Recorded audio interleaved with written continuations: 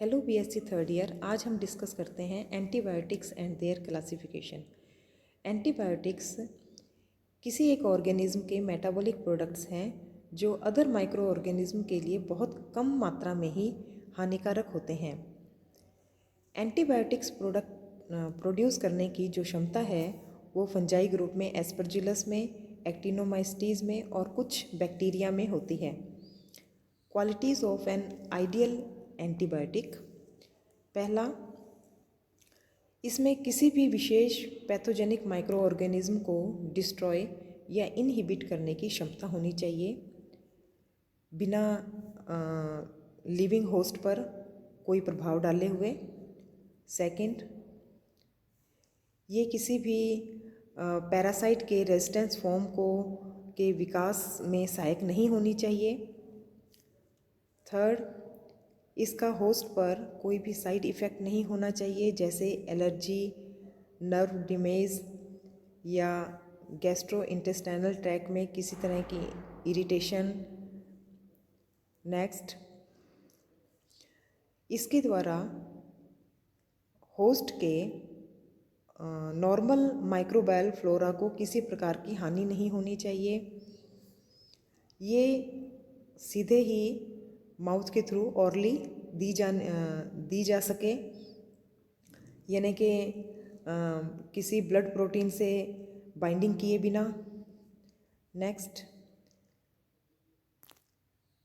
इसमें body fluids में घुलने की हाई लेवल जो है घुलने की क्षमता होनी चाहिए। पर्याप्त कंसंट्रेशन में, प्रभावी कंसंट्रेशन में पैरासाइट के साथ कांटेक्ट करने की क्षमता होनी चाहिए, जिससे कि यह होस्ट सेल को पेनिट्रेट करके पैरासाइट से कांटेक्ट कर सके, और यह ब्रॉड स्पेक्ट्रम एंटीबायोटिक होनी चाहिए।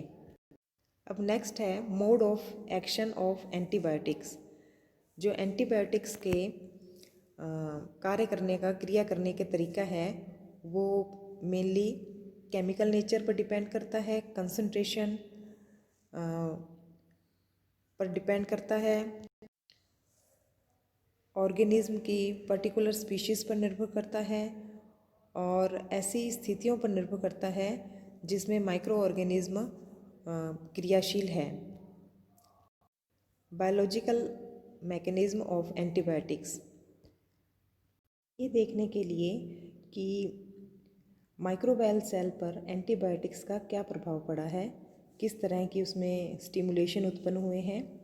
नेक्स्ट है ये देखने के लिए कि to determine the site of their main attack in the chain of metabolic reaction.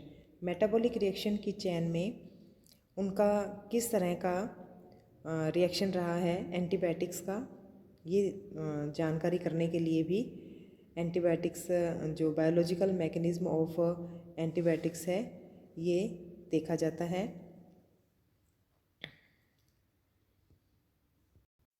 Antibiotics अपनी एंटी माइक्रोबायल एक्टिविटीज़ निम्न प्रकार से एक्सर्ट करती है।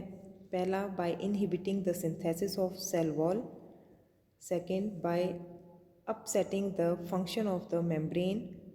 Third, by inhibiting synthesis of nucleic acid. Fourth, by inhibiting synthesis of purine and pyrimidines, by inhibiting synthesis of protein, by inhibiting respiration, by inhibiting oxidative phosphorylation। Next है type of antibiotics. यानी classes कौन कौन सी है? Penicillin, tetracyclines, cephalosporins, quinolones, lincomycin, macrolides, sulphonamides, glycopeptides, aminoglycosides, carbapenems. Penicillin या beta lactam antibiotics, इसमें 5 group हैं। Amino penicillin, anti pseudomonal penicillin, beta lactamase inhibitor, natural penicillin, penicillinase resistance penicillin. Next है tetracycline, broad spectrum against many bacterias.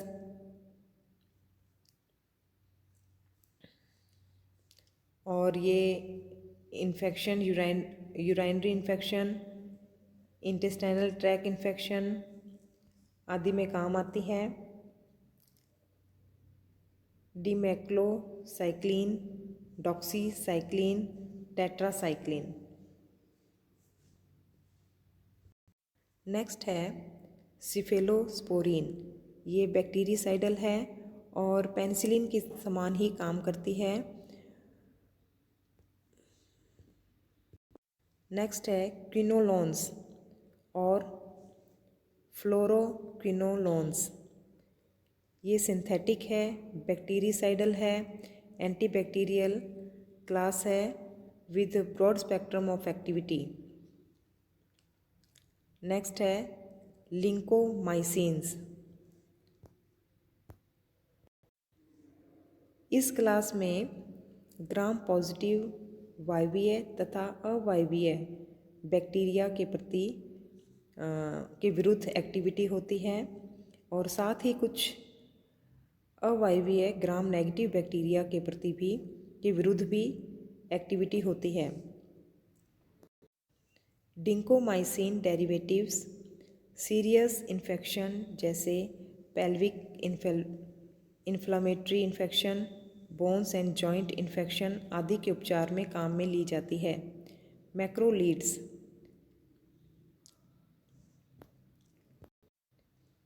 Pneumonia, whooping cough आदि के उपचार में काम में ली जाती है।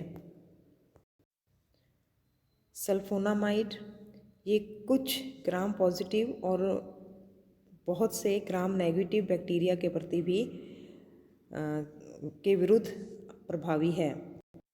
नेक्स्ट है ग्लाइकोपेप्टाइड एंटीबायोटिक्स, ये कॉम्प्लिकेटेड स्किन इन्फेक्शंस में काम में ली जाती हैं। अमीनोग्लाइकोसाइड्स, ये बैक्टीरिया को इनहिबिट कर देते हैं और बैक्टीरियासाइडल एंटीबायोटिक्स के रूप में काम में ली जाती है। Inhibit bacteria synthesis by binding to the 30S, जो 30S है उसको बांध कर बैक्टीरिया को इनहिबिट कर देते हैं। इंट्रावेनसली ये ड्रग्स दी जाती हैं। नेक्स्ट है कार्बापिनिम्स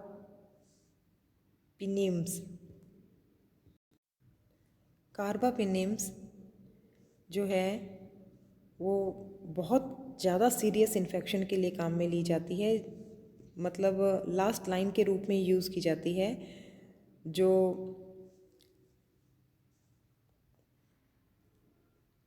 मैक्रोपिनिम, डोरिपिनिम, मेरोपिनिम एंड डोरिपिनिम, इसमें दो हैं। Example non medical use of antibiotics.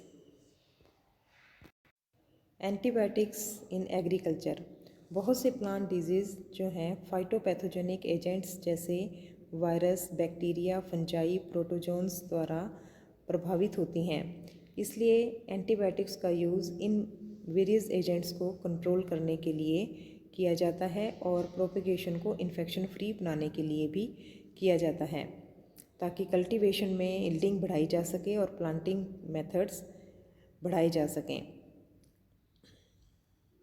Antibiotics plants की सरफेस पर अप्लाइड किए जा सकते हैं और सॉइल में भी मिलाए जा सकते हैं, जैसे स्ट्रेप्टोमाइसिन, टेट्रासाइक्लिन। इसके अलावा एंटीबायोटिक्स पोल्ट्री और लाइव स्टॉक फीड में भी यूज़ किए जाते हैं और फूड प्रिजर्वेशन में भी यूज़ किए जाते हैं। Thank you.